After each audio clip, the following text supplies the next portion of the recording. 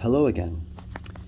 In case you're wondering why it's so dark, that's by design. My friend who assisted me with last week's video suggested if I wanted to decrease the acoustics around me while at the same time producing cleaner sound quality, I should go to a dark closet and surround myself with blankets or sheets or clothing, which would drown out all the other ambient noise around me. So he told me that he got this idea from another YouTuber called MatPat that said that before he had the technology with which to create those effects naturally in his own office, he would do the same thing. What he did know is that I've actually been a big fan of MatPat and the Theorist pages for many years now. And I believe I heard this anecdote before. But anyway, thank you to Raven and to MatPat for the suggestion. And here we go.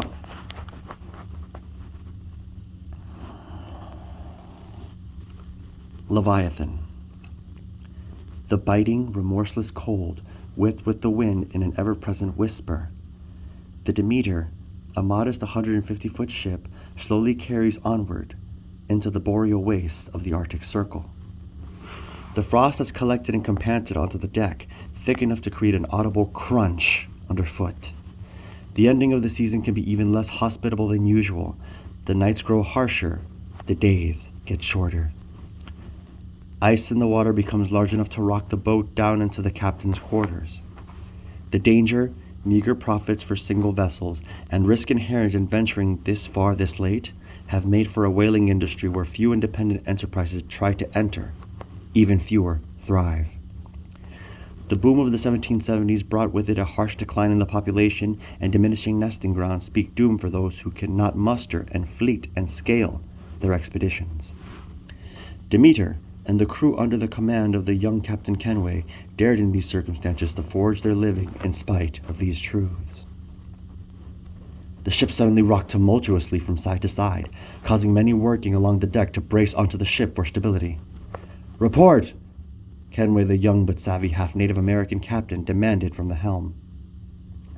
He received mixed answers, all of which could not explain what occurred. No one noticed ice, nor whales detected in the water. Upon trying to continue, he found the ship not moving, only to be told by those checking the aft that the rudder appears to be mildly compromised, affecting the full capability of the ship to steer. "We can fix what we can, but I doubt she will manage the trip to completion," the first mate reported. He should turn about and find any port to repair the ship, but the cold winds blew quicker every evening. There had been no catches, and there may not be time to attempt to do so if Demeter retreats now. Thunk! A massive shift in the water shifted the ship from front to back and to the sides. The waves seemed to pulse forcefully from the vessel as its epicenter. Connor Kenway snapped a gaze to his crewmen, who all sprinted to determine an explanation for the tumult occurring around them. "Nothing here." "Nothing, sir." "Nothing, Captain." Exasperated at the lack of results and answers, he breathed deep, letting the ice-cold air freeze the fire of frustration burning inside him. "Someone give me some—" "Captain!" a voice shouts to interrupt. All eyes dart to the voice, starboard side. "Right under the bow!" Henderson, his first mate, was a powerfully large, proud man. He spoke as a child calling for a guardian. Pointing frantically downward, he kept entreating the crew to look as well. Soon a commotion began to erupt, and the captain left the wheel to investigate what his men were so wary of. "Can't be. My lord. What do we do now?" Pushing his typically respectful men aside, he saw it, right over the wooden railing. A mass of black. A shadow, deep under the front of the ship, unlike anything he'd ever seen. "It's nearly our size," the youthful but experienced skipper surmised in silent concern. They'd have to find a way out of this. No one was coming this late in the season to their aid. Whale or otherwise, the odds of escaping whatever did this to the ship with their damaged rudder was slim. However, it was the only viable option, praying to his ancestors that it was not a threat beyond what is already performed. He was wrong. The keel creaked loudly. Large masses of scaled flesh began to crawl out onto the ship.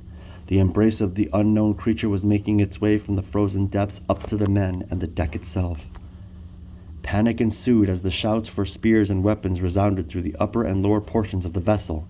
Those already equipped began to fire into what seemed an unfazed enemy. One audacious recruit launched a spear at the unidentified adversary. The stricken vestige recoiled from the embrace with the ship. The now confident sailor reached for a second assault. His luck was not inexhaustible, however, as the beast whipped back against the hull, causing a massive shift and rocking motion. This tumbled the falsely assured fighter into the frozen seas and into the unknown monster's territory. The shadow, now larger than a Spanish galleon, seemed to be rising up closer to the surface. The fear finally gripped them all, their efforts having produced worsening returns. "It's true. My uncle did not lie," uttered Henryson under his breath. Kenway diverted his attention in confusion. "He would tell me the legend of a monster from the old world, without mercy or fear. It hunts men and drowns all those that dare travel its domain. That in the ends of the earth we can still find them, or they can still find us." He clutched at his chest, as if the disbelief were rendering him lame. "Crockey," he voiced, barely audible compared to the awestruck men. Seeing the appendages of this mythical calamity made flesh shoot beyond the figurehead, they watched in terror as it reached for the sky. Helpless, they gazed on it as it coiled around the mast. Powerless as ants before humanity, all they could do was stare and succumb to the inevitable. Some men kept hope and continued to defend the Demeter, only to be grasped by the two freshly emerging masses. The massive tendrils snapped like a whip, or would snatch them up and drag them down, lost to the eternal, cold abyss. The topsail bent and cracked against the weight and pressure of the monstrosity beneath. Kenway hoped to pass away at sea, but never like this. Suddenly the masses stopped abruptly, slowly growing paralyzed and stiff. Nonplussed, every living member of the meager few still on deck, with sanity intact, continued to wait for any sign of life. Soon enough, the masses fell limp as a flower with no sun or water to nourish them. As slowly as the masses, at molasses-level speed with which it climbed, it descended again, twitching and spasming back to its domain. The terrified sailors felt a tinge of relief at their deliverance, rushing to the port and starboard sides of the ship only to gasp in amazement and despair. A black mass, eclipsing the mass that appeared first, enveloped the Crockey and ship like a terrible shroud. The mammoth shadow shrank, vanishing from view. The dark mass, larger than anything the captain had ever seen, began to fade smaller by the second. The area where their attacker emerged vanished into nothing, also growing faded from view as it was seemingly pulled down to Neptune by the crew's larger savior. Many cheered, thanked God or each other for the blessing they had received. Connor Kenway was not one of those men. He knew he hadn't been saved. The seas had not spared him. They had warned him. He had bore witness to an obstacle man had never fathomed, much less faced. He saw into that darkness and cold, and for the first in his life, met the true face of the world before man was its master. From that moment on, he knew for certain that there were places still where people had no power, and the kings of the old world still held sway.